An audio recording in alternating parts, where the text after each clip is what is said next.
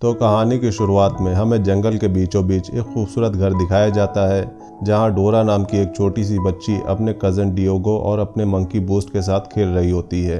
तभी वहां डोरा की मॉम आकर दोनों को डिनर करने के लिए कहती है, पर डोरा थोड़ी देर और खेलना चाहती थी। तो डोरा की मॉम बताती है कि डियोगो के पेरेंट्स को शहर में नई जॉब मिल गई है और उनके साथ डियोगो भी शहर जा रहा है, इसलिए कल सुबह जल्दी उठना है। फिर सभी एक साथ डिनर करने लगते हैं, जहां डोरा के डैड पावल उन्हें पारापाता नाम के एक प्राचीन शहर की कहानी सुनाते हैं। असल में डोरा के पेरेंट्स एक्सप्लोरर हैं, जिनका काम प्राचीन चीज़ों को ढूंढना है। वो डोरा और डियोगो को बताते हैं कि पारापाता शहर इनका सिविलाइजेशन ने बसाया था, पर वो शहर कुछ 100 साल पहले कहीं खो गया था और तब से लेकर आज तक उसे कई लोगों ने ढूंढने की कोशिश की, पर किसी को भी नहीं मिला। और कहानी के अनुसार वहाँ इतना गोल्ड है जितना पूरी दुनिया में भी नहीं है। फिर डोरा और डियोगो सोने चले जाते हैं, जहाँ डोरा डियोगो से कहती है कि तुम कल चले जाओगे, मैं तुम्हें बहुत मिस करूँगी। तो डियोगो भी कहता है कि मैं भी तुम्हें मिस करूँगा, लेकिन हम हमेशा दोस्त बनकर रहेंगे। फिर अगली सुबह डियोगो अपने पेरेंट के साथ शहर चला जाता है, जिससे डोरा बहुत उदास हो जाती है।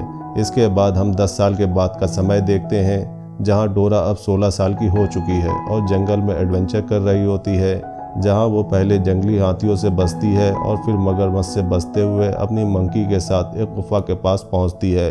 और अंदर जाने के बाद उसे वहां एक सोने की मूर्ति दिखाई देती है, जो असल में पारापाता तक पहुंचने का एक क्लू था। पर डोरा देखती है कि उस मूर्ति के सामने एक बहुत बड़ा गड्ढा है, मगर वो बहादुर लड़की है, इसलिए बिना एक पल सोचे उस मूर्ति तक पहुंचने के लिए जंप लगा देती है।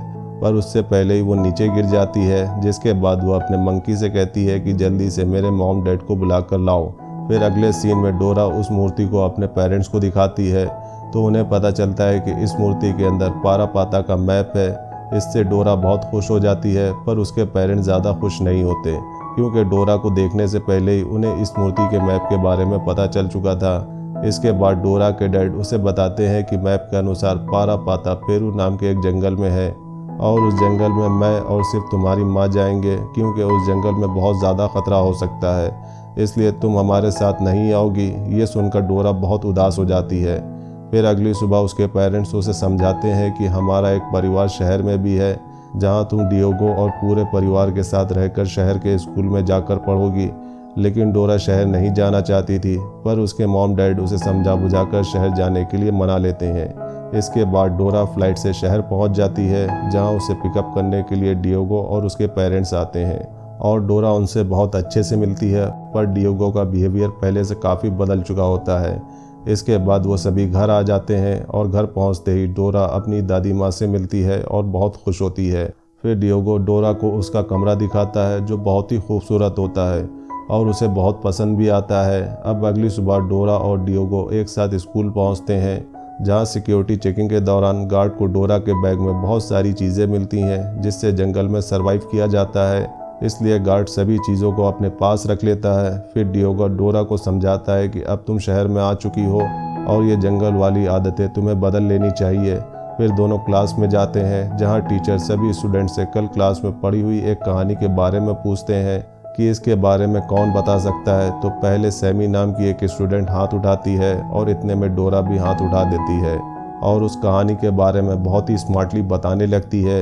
ये सुनकर टीचर उससे बहुत प्रभावित होती है, पर डोरा की स्मार्टनेस देखकर सैमी को बहुत जलन होती है। फिर क्लास के बाद सैमी आकर डोरा को वार्निंग देते हुए कहती है कि क्लास में ज़्यादा स्मार्टनेस दिखाने की कोशिश मत करना, क्योंकि मैं सबसे ज़्यादा होशियार स्टूडेंट हूँ।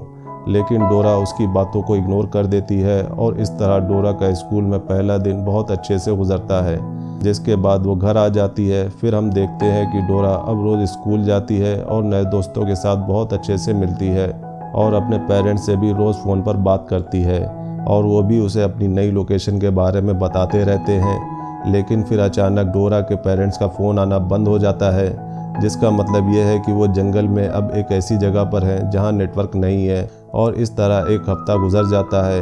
फिर एक दिन स्कूल की डांस पार्टी में डोरा अपने नए दोस्त को अपने साथ डांस करने को कहती है, जिस पर वो कहता है कि मुझे डांस करना तो नहीं आता, पर मैं पानी के अंदर 7 मिनट तक अपनी सांस रोक सकता हूँ। इसके बाद डोरा अकेले ही डांस करने लगती है, पर वो बहुत अजीब तरीके से डांस कर रही होती है, जो देखकर सभी स्टूडेंट उस पर हंसने लगते हैं। और ये देखकर डियोगो वहाँ से बाहर चला जाता है तो डोरा भी उसके पीछे पीछे जाती है और उससे पूछती है कि तुम बाहर क्यों चले आए हो, वहाँ सब लोग तो मेरे लिए तालियां बजा रहे थे। जिस पर डियोगो कहता है कि वो लोग तालियां नहीं बल्कि तुम्हारा मजाक उड़ा रहे थे और तुम्हारी इन्हीं जंगली हरकतों की वजह से मैं भी अपने दोस्तों के सामने शर्मिंदा हो रहा हूँ। ये सुनकर डोरा को बहुत बुरा लगता है और वो अपने कमरे में जाकर रोने लगती है, जिसके बाद उसकी दादी माँ आकर उसे समझाती है कि तुम सबसे अलग हो और इतनी मासूम हो कि तुम्हारे जैसा यहाँ कोई नहीं है। ये सुनकर डोरा को काफ़ी अच्छा महसूस होता है। फिर अगले दिन सभी स्टूडेंट स्कूल की तरफ से म्यूजियम ट्रिप पर जाते हैं, जहाँ टीचर उन्हें बताती है कि तुम सब 4 लोगों के एक एक ग्रुप बनाओ और म्यूजियम में अच्छी चीज़ों को ढूंढकर उनके बारे में जानने की कोशिश करो। अब डोरा के ग्रुप में रैंडी, डियोगो और सैमी होते हैं। तभी एक लेडी डोरा को बताती है कि म्यूजियम के बेसमेंट में बहुत सी एंटीक चीज़ें रखी हुई हैं, अगर तुम चाहो तो मैं तुम्हें दिखा सकती हूँ। ये सुनकर वो चारों बेसमेंट में जाते हैं और चीज़ों को देखने लगते हैं, लेकिन वो लेडी कुछ लोगों के साथ मिलकर डोरा के साथ साथ सभी को एक बॉक्स में बंद कर देती है और फिर बॉक्स के अंदर गैस छोड़कर उन्हें बेहोश कर देती है।